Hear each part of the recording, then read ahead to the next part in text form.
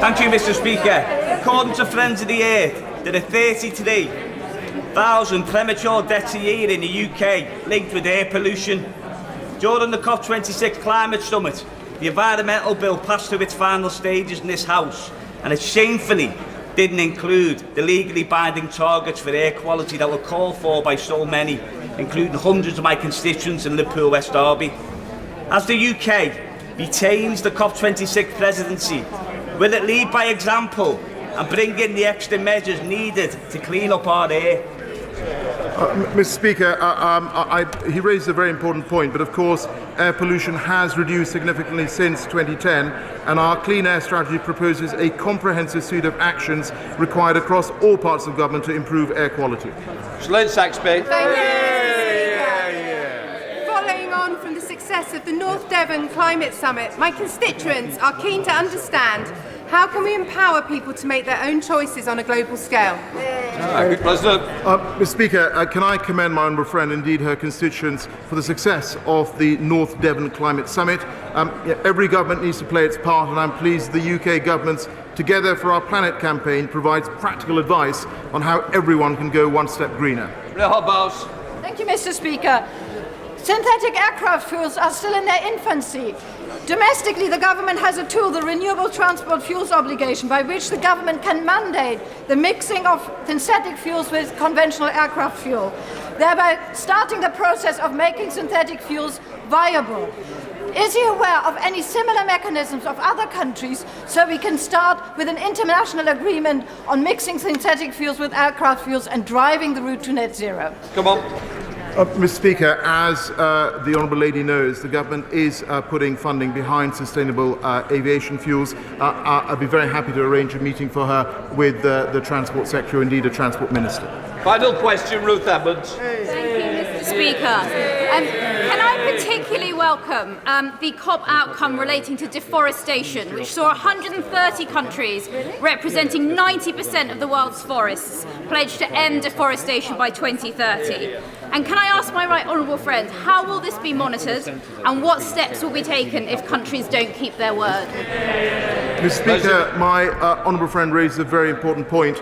The 90% of forests that are covered by this pledge are also being backed by £14 billion of public and private funding, so there will be a mechanism for checks and balances. In addition, we agreed the transparency framework at COP26, so we will be able to see whether countries are meeting the commitments that they have made.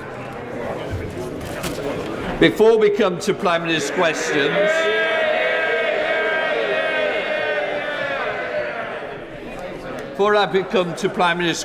I would like to point out that the British Sign Language interpretation of proceedings is available to watch on Parliament Live TV. We now start with questions to the Prime Minister. Number one, Mr. Speaker. Prime Minister.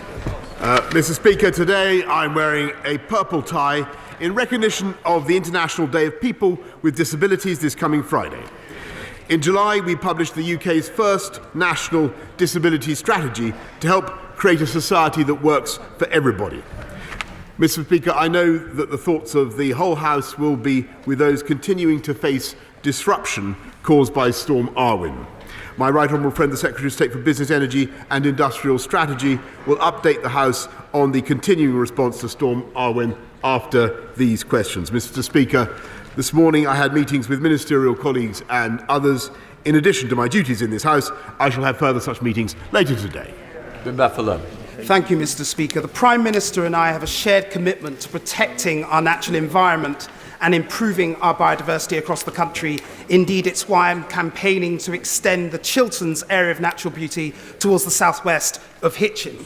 Would my right honourable friend set out how he plans to strengthen the protections for our countryside, whilst also ensuring that housing developments are both green and sustainable for the long term? Prime Minister. Yes, indeed, Mr. Speaker. I can tell my honourable friend that Natural England is considering an extension of the Chilterns area of outstanding natural beauty, and I'm sure they will listen to his passionate appeal very carefully.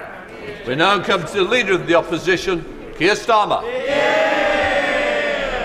Thank you, Mr. Speaker. Can I join the Prime Minister in his words on disability and the victims of extreme weather? Can I also mark World AIDS Day? Extraordinary advances mean people living with HIV on effective treatment can now enjoy normal life expectancy and are no longer at risk of passing on the virus. It's within our hands to end new transmissions in the UK this decade. We must do so, Mr. Speaker. As millions of people were locked down last year, was a Christmas party thrown in Downing Street for dozens of people on December the 18th? Prime Minister. Mr. Speaker, what I can tell the right honourable gentleman is that all guidance was followed completely during number 10. And can I recommend to the right honourable gentleman that he does the same with his own Christmas party, which he's advertised for December the 15th, to which unaccountably he's failed to invite the deputy leader, Mr. Speaker. Keir Starmer.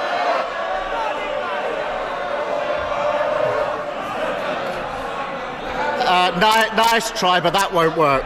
Mr. Speaker, the defence seems to be no rules were broken. Well, I've got the rules that were in place at the time Prime Minister of this party. They're very clear, Mr. Speaker. You must not have a work Christmas lunch or party. Does the Prime Minister really expect the country to believe that while people were banned from seeing their loved ones at Christmas last year, it was fine for him and his friends to throw a boozy party in Downing Street? Prime Minister. Mr. Speaker, I've said what I've said about number 10 and the events of 12 months ago, but since he asked about what we're asking the country to do this year, Mr. Speaker, which I think is frankly a more relevant consideration.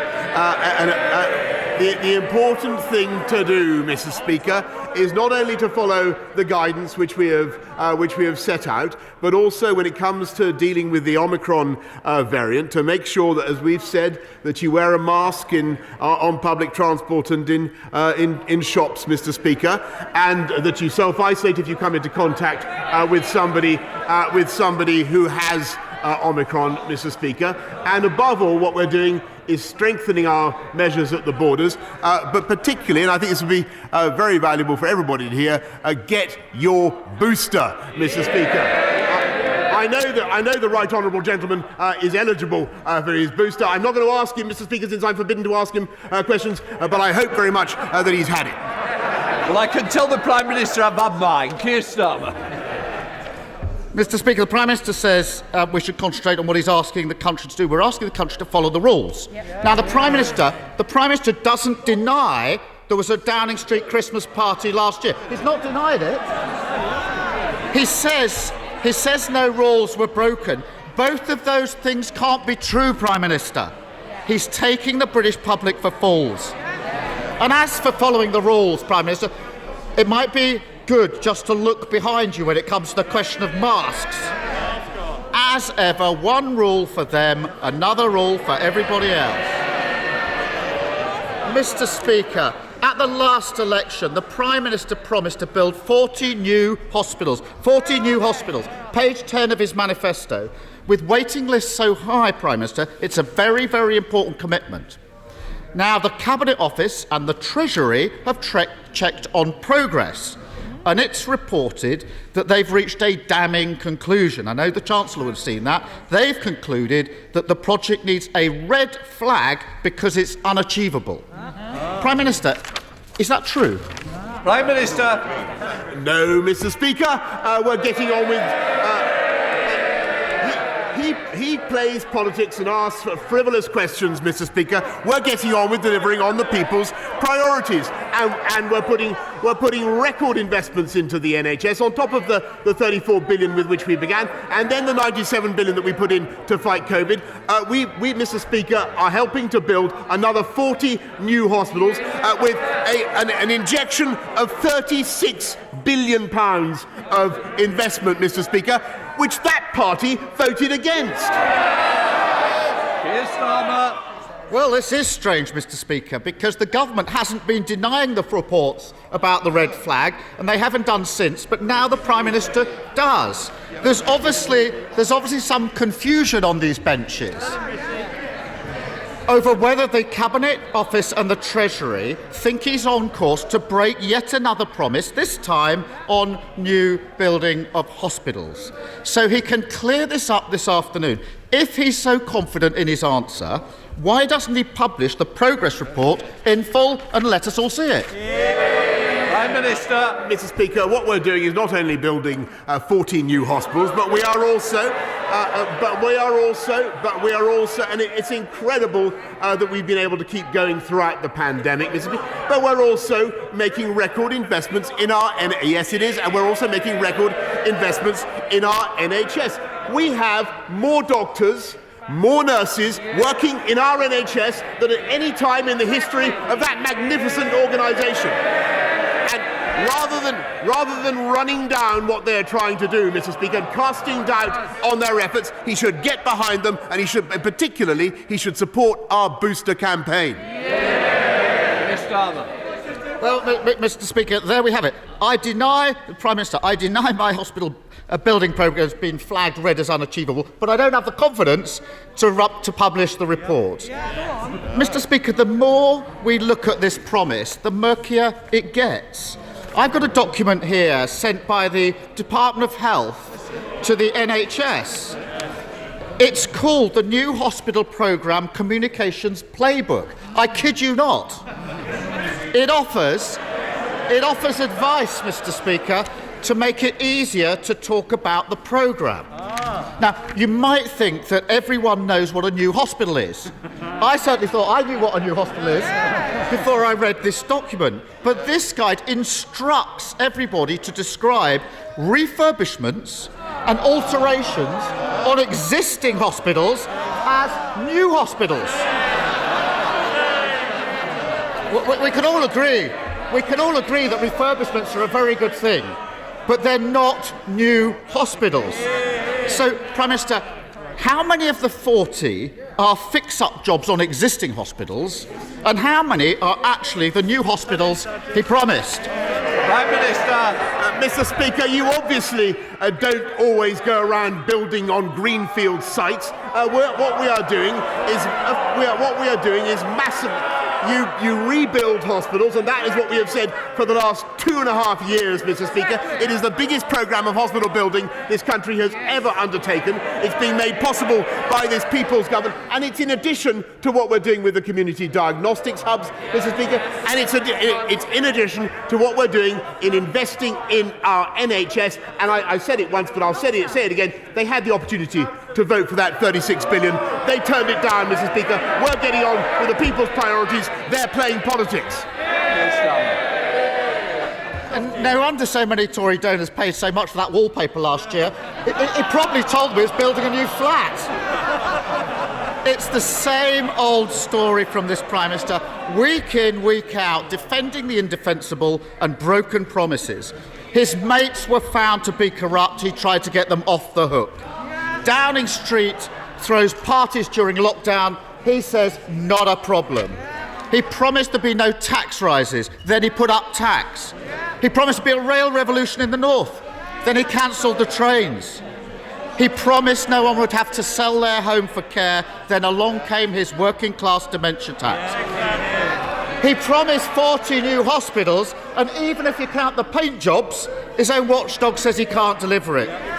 Isn't this the truth, Mr. Speaker, that any promises from this Prime Minister aren't worth the manifesto paper they're written on? Mr. Speaker, the right honourable gentleman dribbles on irrelevantly about wallpaper and parties playing politics. And by the way, on that, I'm told that when the Deputy Leader and Shadow Secretary of State for the Future of Work was told that she wasn't invited, she denounced it as idiotic, childish, and pathetic. Mr. Speaker, they're getting on with factional infighting. We are delivering for the people of this country. cutting tax for the lowest paid people in this country. As a result of our universal credit changes, 1.9 million families getting £1,000 more in their pay packets this year. The biggest programme of rail infrastructure this century, Mr. Speaker. 3 new high-speed lines, and we're fixing social care. They have no plan whatever, Mr. Speaker. And don't forget, their resort to absolutely every problem is either to take this country back into lockdown or to open up to uncontrolled immigration, Mr. Speaker. That is their approach. We are delivering on the people's priorities, and we have more people in work now as a result of the balanced and proportionate approach that we are taking than we had before the pandemic began. And if we listened to him, Mr. Speaker, if we listened to Captain Hindsight, we'd all still be in lockdown. And that is the truth.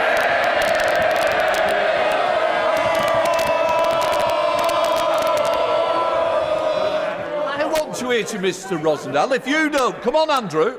Thank you, Mr. Speaker. The Prime Minister will know that we will not be able to stop the endless waves of illegal migrants crossing the English Channel until we break free from the constraints of the European Convention on Human Rights, which impedes our ability to tackle this tragic situation and protects even the most violent criminals from being deported. So, will the Prime Minister agree with me that it is time to take back control and fulfil our manifesto commitment in 2015 to get rid of Labour's Human Rights Act and bring in a British Bill of Rights? Yes, Mr. Speaker, I thank my right honourable friend, but we will certainly review the human rights system. But in the meantime, there is something we can do, or we can all do, on next Tuesday and Wednesday, Mr. Speaker, because our Borders Bill is coming back to this House after long gestation, and it gives us the power to make the distinction at last between illegal and legal migrants to this country. It gives us the power gives Border Force the power to turn people back from this at sea, Mr. Speaker. And, Mr. Speaker, it gives us the power to screen people and send them for screening overseas rather than in this country. Now, will that I'm not going to ask them, I'm going to tell them. It'd be a great thing, Mr. Speaker, if the party opposite backed our Borders Bill and undermined the criminals. Young SNP, Ian Blackford. Thank you, Mr. Speaker. And can I associate myself with the remarks of the Prime Minister on disability, and of course our thoughts are very much with all of those that are recovering from Storm Urban, and with the Leader of the Opposition. Of course, we commemorate World AIDS Day, and I'm sure, Mr. Speaker, that the thoughts of yourself in this House will be with the family and friends of Siobhan Cathegan, the Scotland rugby player, aged 26, who unfortunately died over the course of the weekend, having won 19 caps for Scotland. Mr. Speaker, it is deeply regrettable that once again that we're forced to spend so much time in this House discussing the Prime Minister's misconduct. But when the person in charge so blatantly breaks the rules, it needs to be talked about. Last Christmas, the Prime Minister hosted a packed party in Downing Street, an event that broke lockdown rules that everyone else was expected to follow. Now, the Prime Minister might be denying it, but I've spoken to the Mirror newspaper this morning, and they are confirming what happened, and they have legal advice on potential illegality. At a time when public health messaging is so vital, how are people possibly expected to trust a Prime Minister when he thinks it's one rule for him and one rule for everybody else?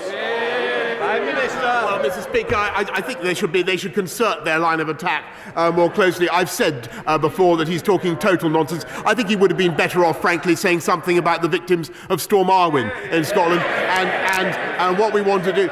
I'm afraid if I didn't hear it, he was drowned out by his supporters. But I think I think what we need to do is work together, the government of the UK working with the Scottish authorities to help those people get their power back, and that's what we're doing. Ian Blackford. It's a graceful answer, and clearly the Prime Minister can't even listen because I mentioned Storm Arwen. Mr. Speaker, the real reason why all this matters is because we find ourselves at another very difficult moment in this pandemic. This is at a time where leadership matters, when truth matters, and when trust really matters. Only this morning, leaked sage advice confirms that the UK government's current international travel restrictions will identify significantly fewer cases. That is exactly the same advice that the Prime Minister received from the First Ministers of Scotland and Wales on Monday, and he has ignored that advice.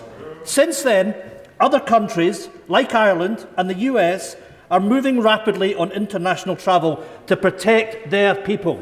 So will the Prime Minister finally convene a four-nation Cobra meeting to tighten travel restrictions, or will he continue to ignore the Scottish Government, the Welsh Government and his own sage advisors and imperil the health of the public of these islands?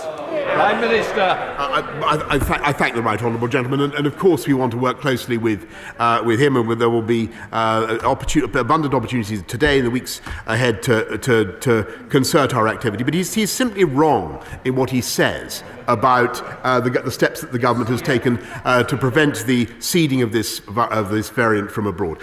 This country was actually the first to respond, Mr. Speaker, and for the 10 countries that are most likely to seed new variant, to seed Omicron in this country, we've put them on the red list, Mr. Speaker, so they have not only pre-departure tests, but they are also quarantined, Mr. Speaker, and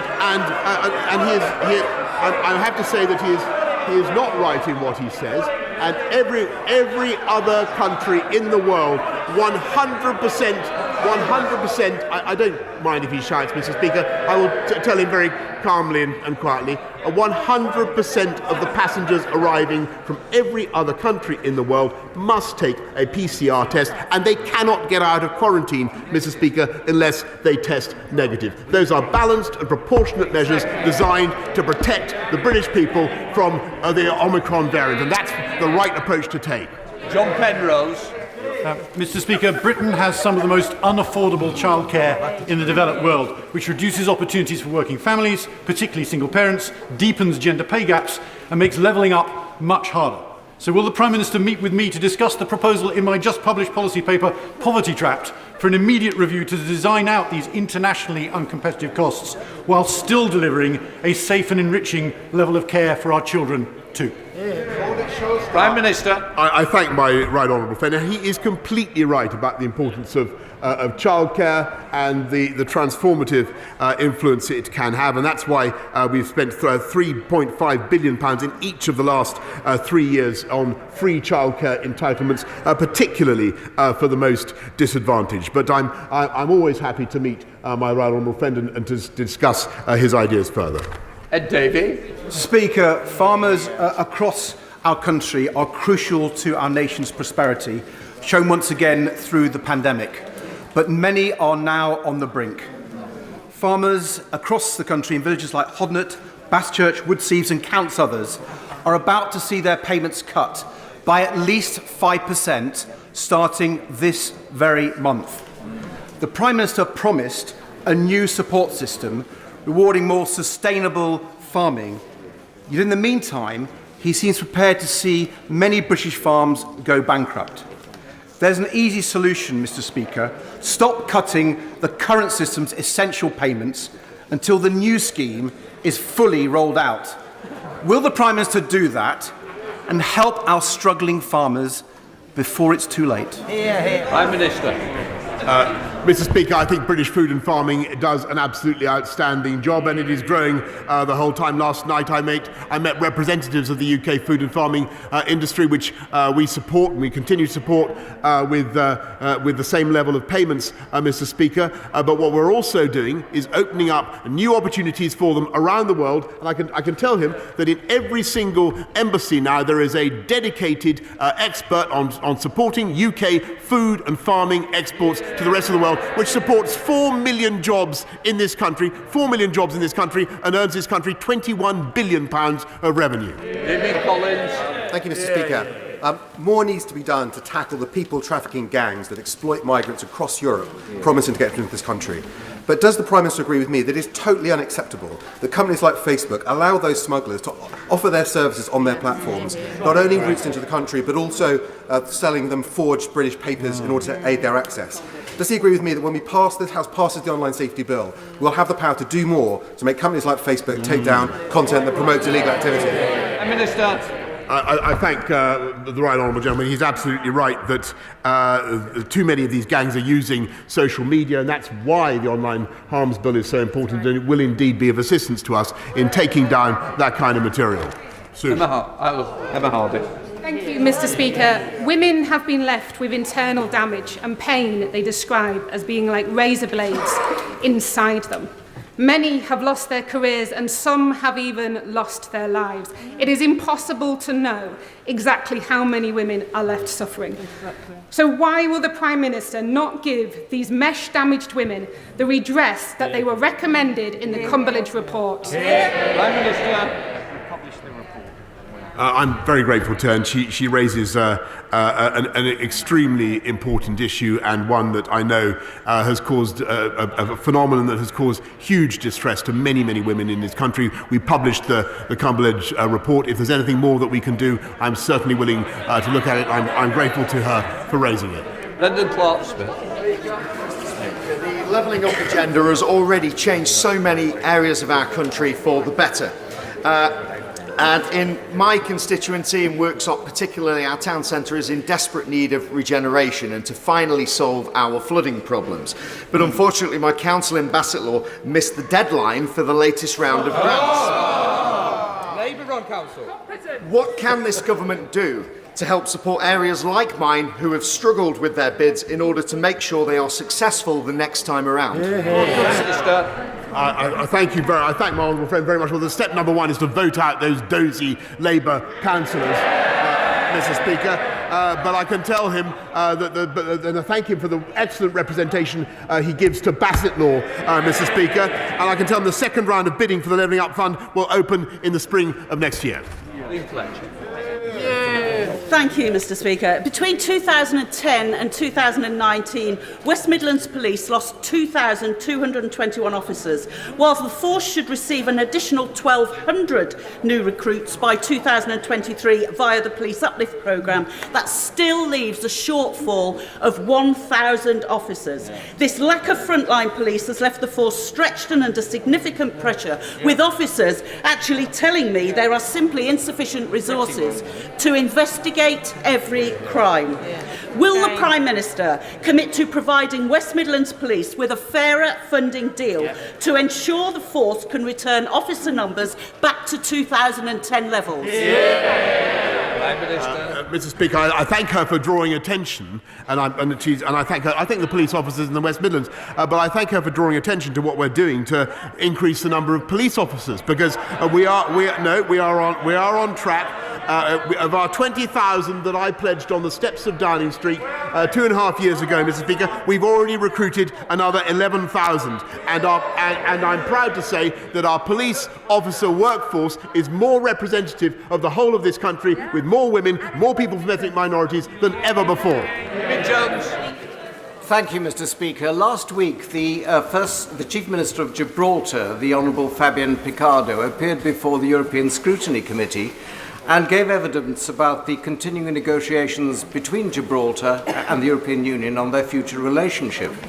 During the course of his evidence, the Chief Minister made clear that his ambition was that Gibraltar's future should be, as he put it, British, British, British. Can my right honourable friend say what the government is doing to support the First Minister to achieve that aim, and in particular to exclude any role for the European Court of Justice? Prime Minister. I thank my right honourable friend, and frankly I can't really improve on the verdict of my friend Fabian Picardo, the Chief Minister of Gibraltar. Gibraltar is British, British, British, and will remain so. And by the way, Mr. Speaker, I see no future role for the European Court of Justice. Christine Jardine. Thank you very much, Mr. Speaker. My constituency of Edinburgh West has some of the most polluted streets in our country. An estimated 1 in 29 deaths in Edinburgh is related to air pollution, and we don't meet WHO guidelines. So will the Prime Minister meet with me and discuss whether his government can support my private member's bill to tackle that issue, bring us into line and let us all breathe a little easier? Prime Minister. I thank her for what the issue she mentions. It's incredibly important, but that's why we're moving now to all-out electric vehicles across the whole of the country, faster than any other European country, and our clean air strategy has been praised by the World Health Organization as an example for the rest of the world to follow. And we'll be setting out our evidence-based approach and the targets that we're setting. But of course, I'll be very happy to make sure that she meets the relevant minister to set out her case. David Davis.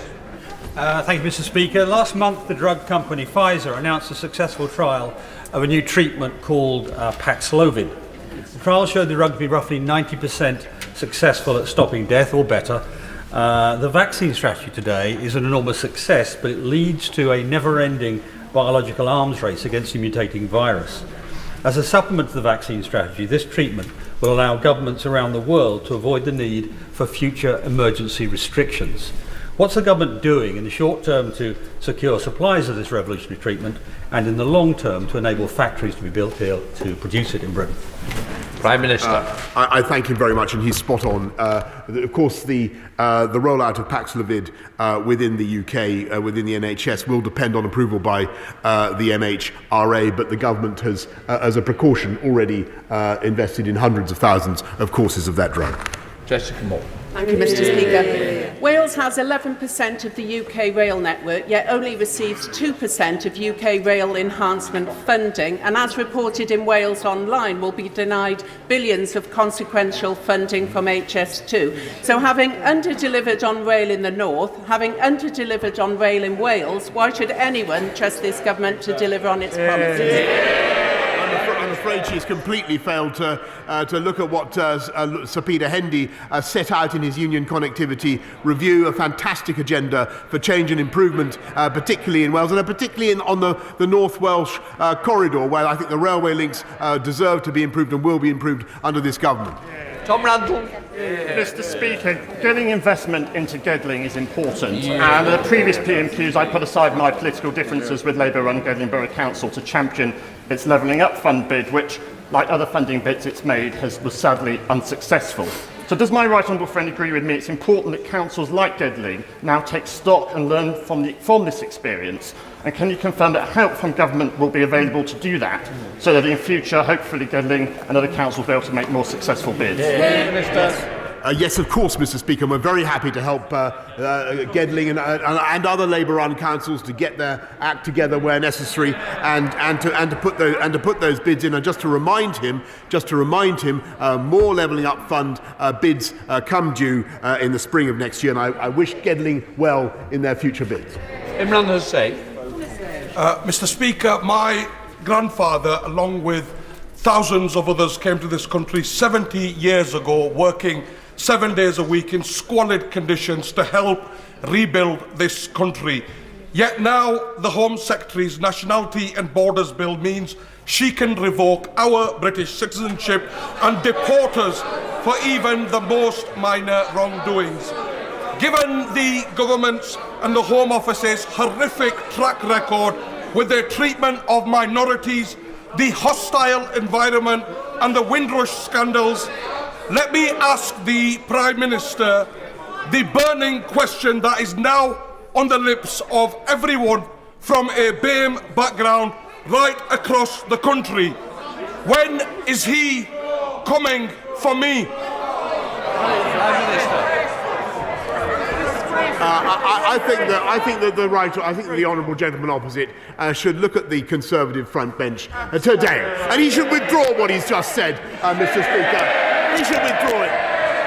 What he said is absolutely shameful, and he knows full well the Borders Bill does nothing of the kind. It helps us to fight the evil gangs who are predating on people's willingness to cross the Channel in unseaworthy boats, and I would have thought, Mr. Speaker, that a sensible Labour Party would support it. Gareth Davis.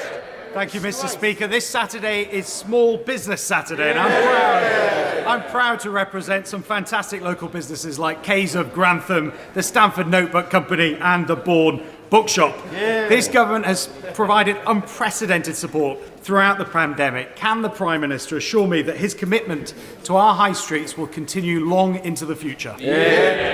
Prime Minister. I thank my honourable friend for all the support he gives to Grantham and Stamford, and I can tell him that Small Business Saturday is receiving huge support from the government. We had a kind of festival last night to celebrate it in Downing Street, and I encourage everybody to get out this Saturday, Mr. Speaker, and safely with your mask on, Mr. Speaker, when you're in your shop. But that should be no inhibition on people buying in their shops up and down this country. Final question, Ian Byrne. Thank you, Mr. Speaker. Next week, the 97th victim of the Hillsborough tragedy will receive the freedom of Liverpool. Andrew Devine passed away earlier this year, aged 55, having defied the odds to survive the injuries he sustained at Hillsborough, aged 22. A coroner's inquest in Liverpool in July ruled that he was unlawfully killed as a result of the disaster, making him the 97th victim. Following my tabling last week of an early day motion on Hillsborough and a national curriculum, will the Prime Minister agree to meet with me to discuss the rollout of the Hillsborough Real Truth Legacy Project, including the addition of the Hillsborough disaster to the national curriculum, and help to consign to history the narrative of lies and smears peddled by some elements of the media and establishments over the last 32 years through the power of education? Prime Minister. I thank the honourable gentleman for the powerful point that he has just made, because even though 32 years have passed since that devastating tragedy, I know that the wounds remain very raw in Liverpool. And what I can say to him is that the government is committed, as he knows, to continuing engagement with the families of the bereaved, and to making sure that the lessons from that tragedy continue to be properly learned, and that the victims of Hillsborough are never forgotten, Mr. Speaker. But I'm also happy to make sure that he meets the relevant minister to take forward an agenda I think is shared by people up and down this country. We're now going to come to the statements. To those who wish to leave, can they please leave quickly and quietly?